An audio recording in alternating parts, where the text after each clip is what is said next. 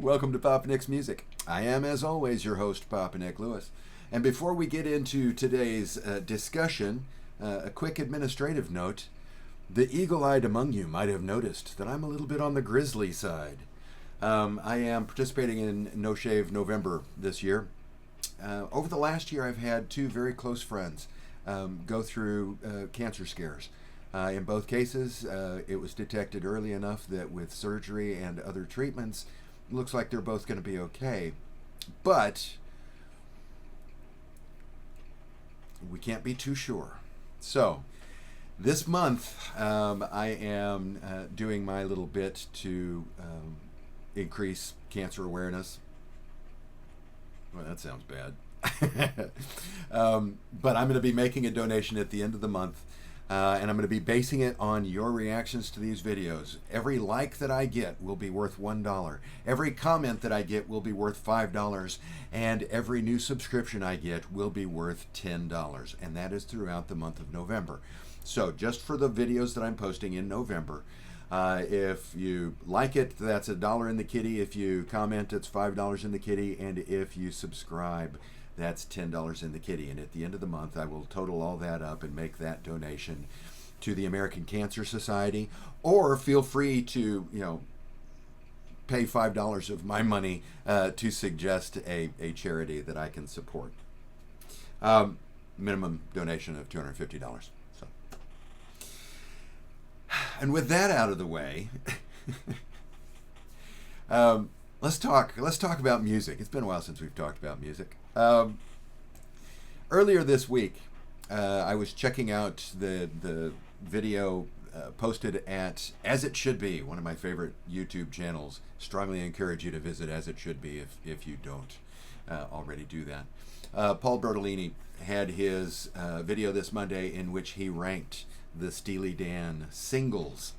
And he, very early on in the video, made the caustic remark that if you don't like it, make your own video. And I thought, oh, okay, sure. Yeah, okay, now I got something to do this week. So thank you, Paul, for for giving me the idea.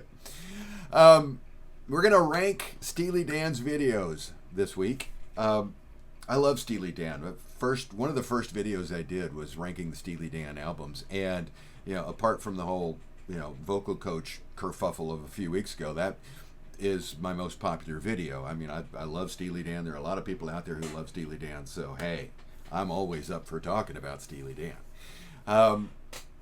And I've done a video in which I was giving you top 10s of Steely Dan, and I think I did a top 10 of Becker and Fagan as solo artists, although that may have been ranking their albums.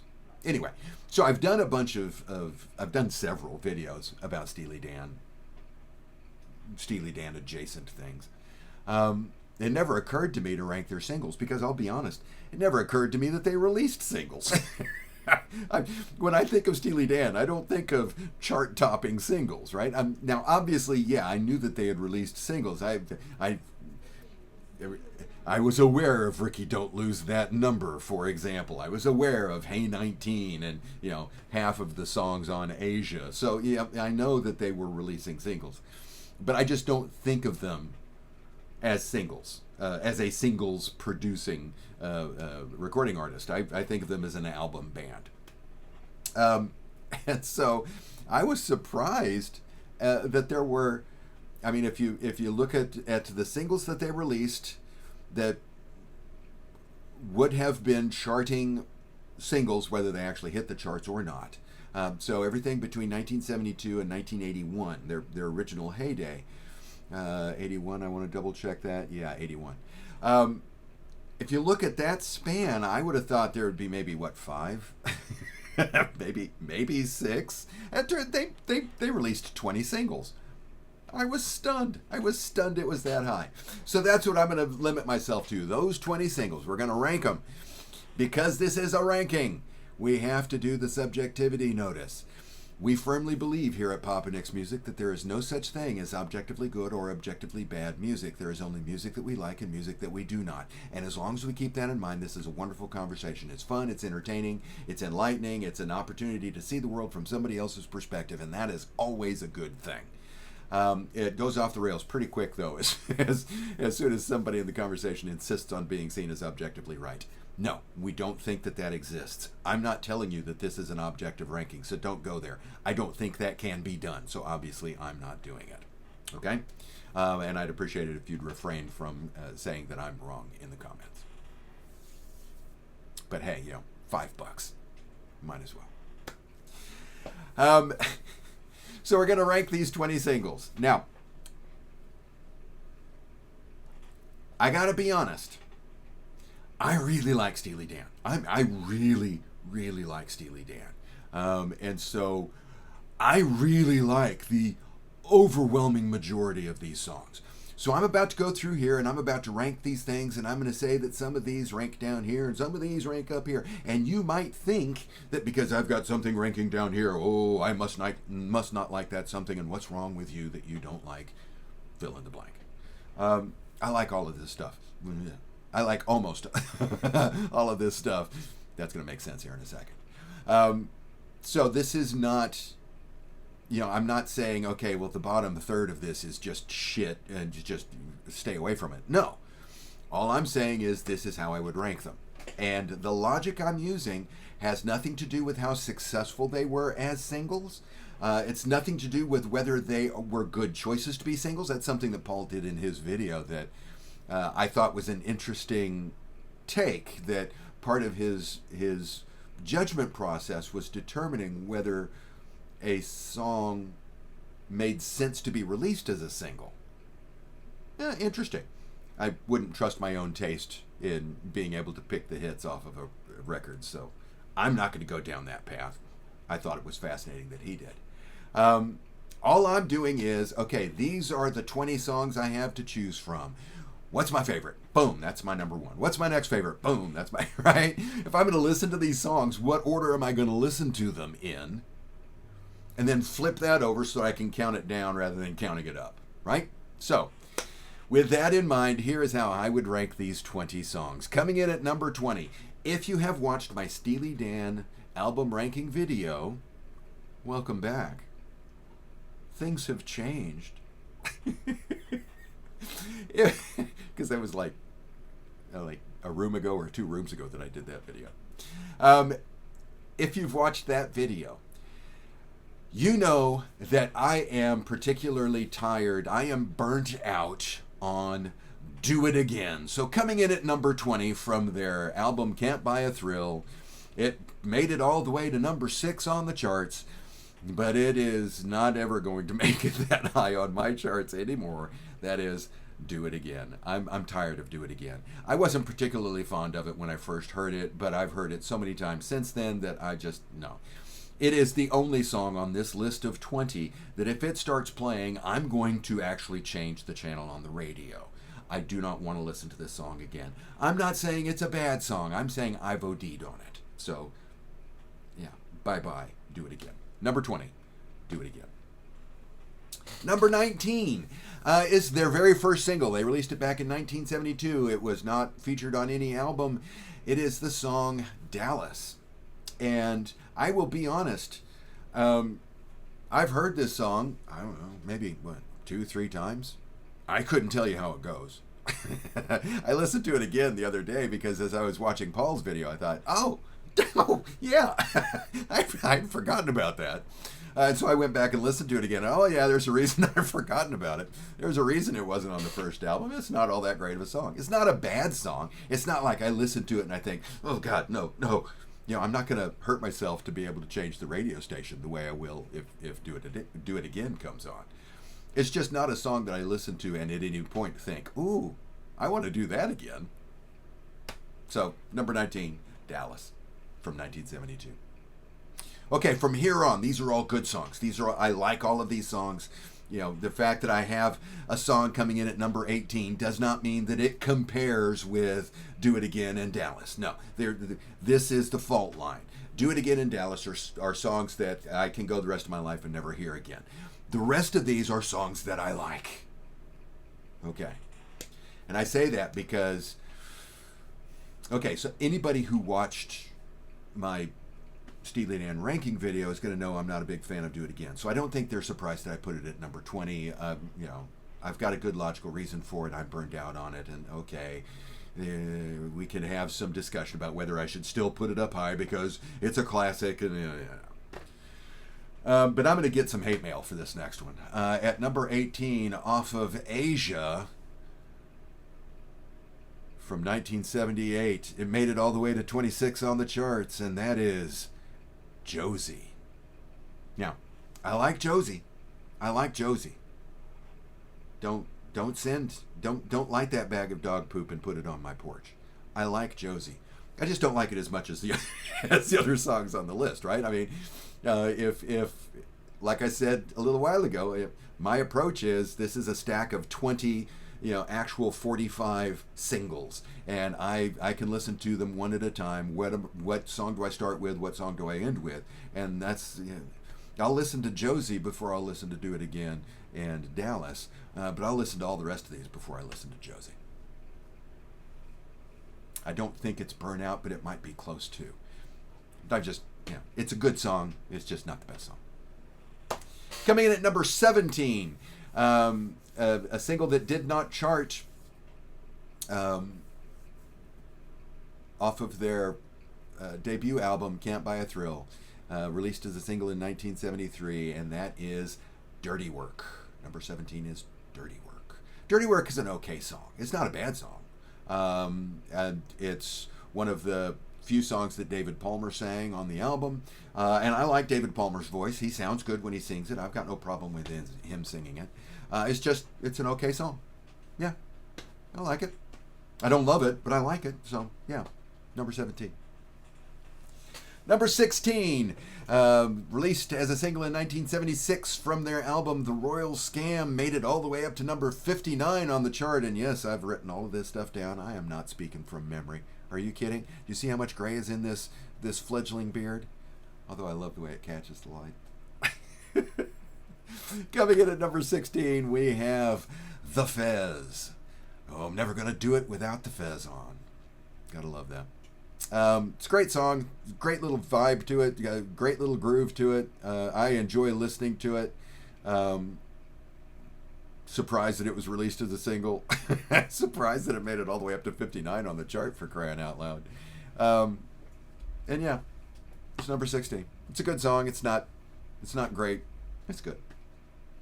Coming in at number 15, I'd say exactly the same thing I just said about Fez. Applies equally well to Showbiz Kids. Released as a single in 73, made it all the way up to 61 on the charts. Came from Steely Dan's second album, Countdown to Ecstasy. And while I like Showbiz Kids, I think it's a pretty good song, I don't think it's fantastic.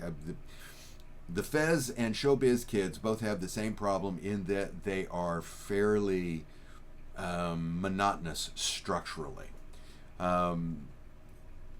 It's got a nice groove to it, but it could be 30 seconds long and I would get the same benefit from it.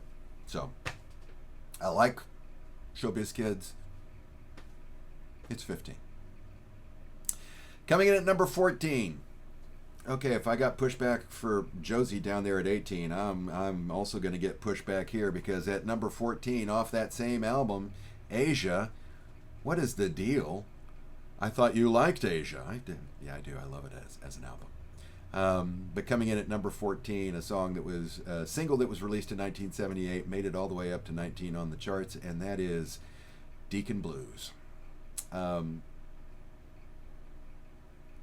to work the saxophone. I can't explain why, but that bugs me. Saxophone.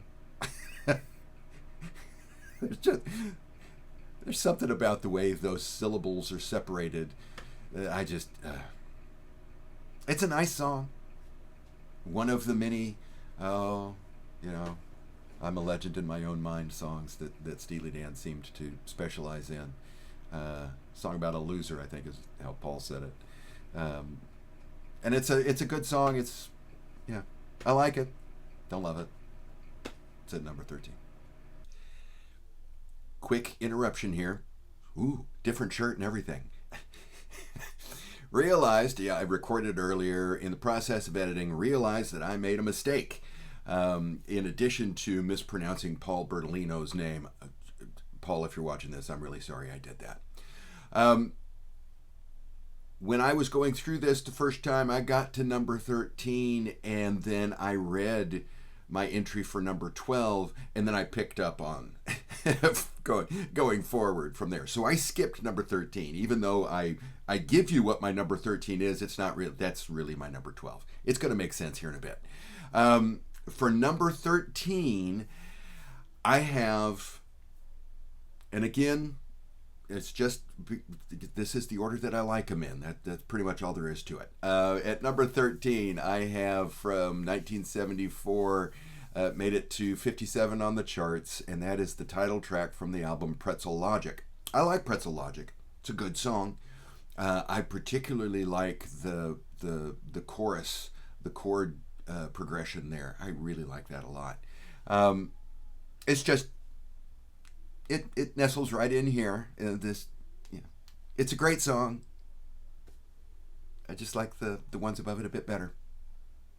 And now, back to our regular scheduled program. At number 13, we have, now this is one of those that I was really surprised was released as a single, and evidently so was everybody else because it did not chart. It was released as a single in 1976 off of the Royal Scam, and that is Haitian Divorce. I actually like Haitian Divorce. The impression I get from comments from people on threads about on Steely Dan videos and stuff like that, the impression I have is that a lot of fans really don't care much for Haitian Divorce. I really like the lyrics a lot. Now we dolly back, now we fade to black. Oh, I love that every time. I love the lyric of this thing. The talk box guitar gets a little old after a while. I'm not normally a fan of reggae or Ursat's reggae schmaltz. This is Ursat's reggae schmaltz because it's not real reggae. It's reggae tinged pop, and I like it when the Police did it, and I like it when Joe Jackson did it, and that's pretty much it. But there's a certain charm to Haitian Divorce that I really like. The main reason that it is in the bottom half of the 20 rather than the top half is the talkbox guitar. Coming in at number 11, released as a single in 1975 off of the album Katie Lied, made it all the way up to 37, and that is Black Friday. I like Black Friday. This is the point, okay? First thing doing this, we'll kind of listen to that one first, that one next, that one. I put them into two piles, the first half pile and the second half pile. And this was the last of this first half pile. This almost made it into the top 10. I really like Black Friday. I just don't like it as much as as the ones above it. But we have now officially entered the Songs I Love category, right? So remember that as you're lighting the bag of dog poop on my porch. But got Black Friday at number 11. I think it's a good song. I just like the 10 above it better. Coming in at number 10, this is one of those I didn't realize had been released as a single. Even though it charted, it made it all the way up to number 22 on the charts in 1981 from the album Gaucho. That's Time Out of Mind. And so in my mind, Time Out of Mind is an album cut. I didn't know it was a single, so cool. But I like it as an album cut. It's one of the better songs on Gaucho. It's certainly not one of those two skippers on side two. So, we got that going for it. It's a good song. I like Time Out of Mind. Number 10.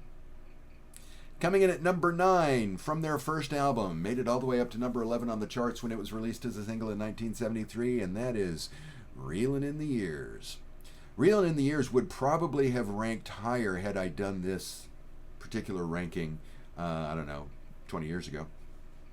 I'm not saying that I've burnt out on Reelin' in the Years, but my appreciation for the band has shifted a little bit. And I think Reelin' in the Years is a song that I used to like more than I currently like. Its stock has dropped, and I'm not entirely certain why, but I do know its stock has dropped. And it might be that I'm I'm reacting to overexposure and I just don't realize it. That might be the thing, because it's one of those that I have heard a bazillion times. I just don't have the normal, oh God, not that again, kind of reaction that I have. That's usually the indicator of burnout.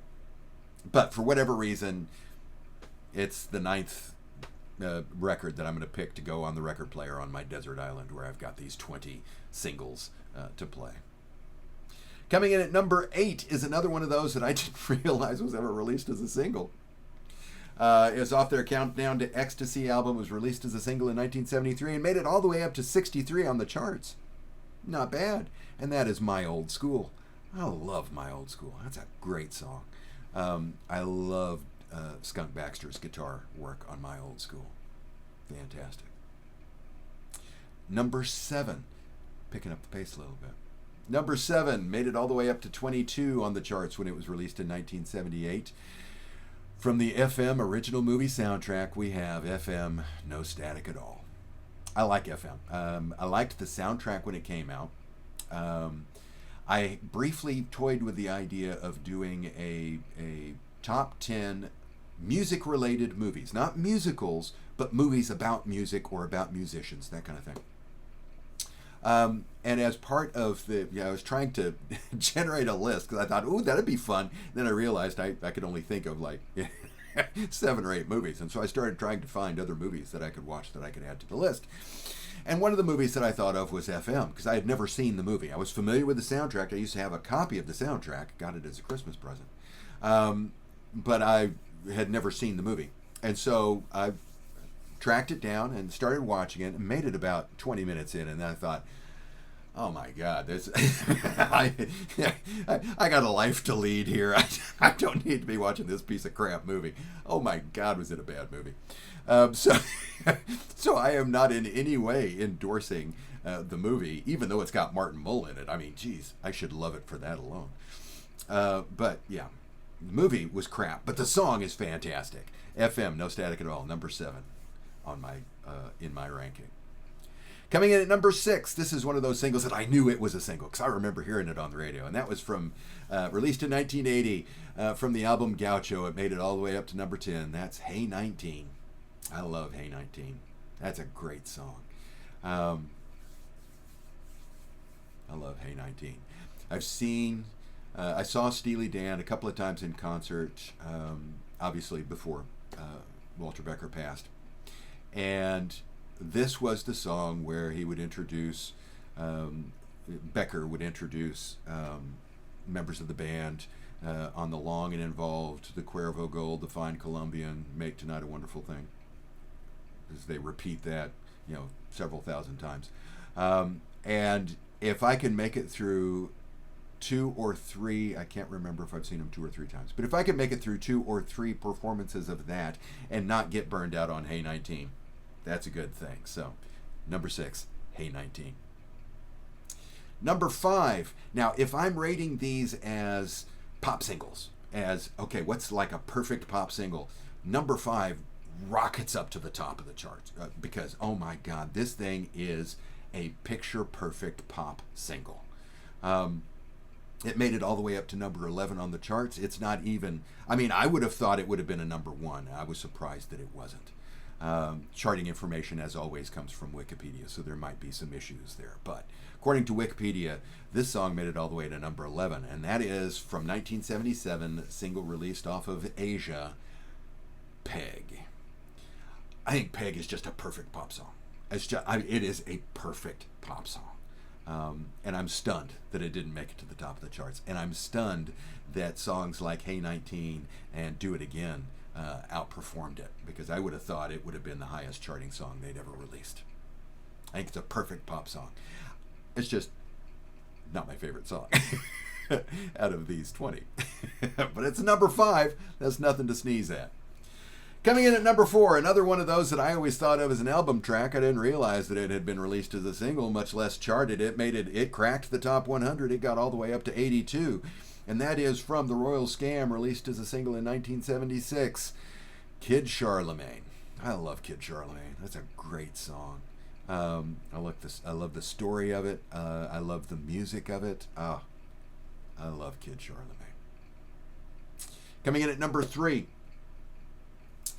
This is the one that if I am taking into account the chart success that the song had, along with my own personal preferences, then this thing is going to have to be 1 or 2. Peg would have to be like 1 or 2. It's going to have to be up top, right? And I would have to have at 1 or 2, Ricky, Don't Lose That Number, because, I mean, come on. It made it to number 4 on the charts. It is their highest charting song. It is their greatest hit. And so it makes sense. I should put it at number 1. It also has one of my favorite guitar solos of all time. Every once in a while I come across a social media post that says, what are your favorite guitar solos? And okay, I've got my stock answer. My favorite guitar solos are Bert Navarre's guitar solo from My Sharona, the album version. David Gilmour, I blanked on his name, jeez. Sorry, David, wherever you are. David Gilmour's solo from Comfortably Numb, oh my God. And Skunk Baxter's solo from Ricky, Don't Lose That Number. These are the 3 things that are, to me, perfect guitar solos. So obviously I should put this up toward the top. And I mean, it's at number 3, so I mean, it's up close to the top. It's just not my number 1. But I love it. Ricky, Don't Lose That Number, number 3. Coming in at number 2, I did not realize that this had been released as a single, and it barely charted. It made it all the way to 103. Woo! From Katie Lyde, released as a single in 1975, Bad Sneakers. Bad Sneakers and a Pina Colada, my friends. I love this song. 5 names that I can hardly stand to hear, including yours and mine and one more chimp who isn't here. I love it. I love the lyric. I love the music. I love Bad Sneakers. It's my number 2 song out of the 20. But my favorite song out of this list, again, didn't realize it had been released as a single, and evidently it wasn't released in the US as a single. It didn't chart anywhere. From Gaucho, released in 1981 as a single, Babylon Sisters. Oh my God, do I love this song. It is easily, hands down, my favorite song that Steely Dan ever recorded. So obviously, if I'm doing my ranking of these 20 singles, it's going to be number 1. I originally toyed with making this into a top 10 instead of a full-on ranking and just telling you the top 10. But yeah, every time I did it, it's like, okay, well, how can I narrow this down to 10? The obvious way to do that would be album or songs that charted in the top 100. I think that got me to a 10, but that meant losing Babylon Sisters, and I couldn't lose Babylon Sisters. So I decided to do the full-on ranking of all 20 of these songs so that I could put Babylon Sisters at number 1. That's how much I love Babylon Sisters. Shake it. And that's how I would rank the singles of Steely Dan. How would you rank them? Agree? Disagree? Drop that comment down below. Remember, every comment, that's $5 into the kitty for the American Cancer Society. Let me know what you think down below. I always love hearing from you. If you enjoyed today's video, I'd appreciate it if you'd click the like button. That's $1. If you do click the like button, and if you have not done so already, I would also appreciate it if you would click the subscribe button. It costs you nothing, and it means the world to me, and it means $10 to cancer charities. So I very much appreciate it. If you do subscribe, click the bell for notifications. The YouTube folks appreciate that. So on their behalf, has something to do with how they recommend videos. I don't care myself, but yeah, they do. So thanks again for hanging out with me today, and I hope that the rest of your day is glorious. See you soon.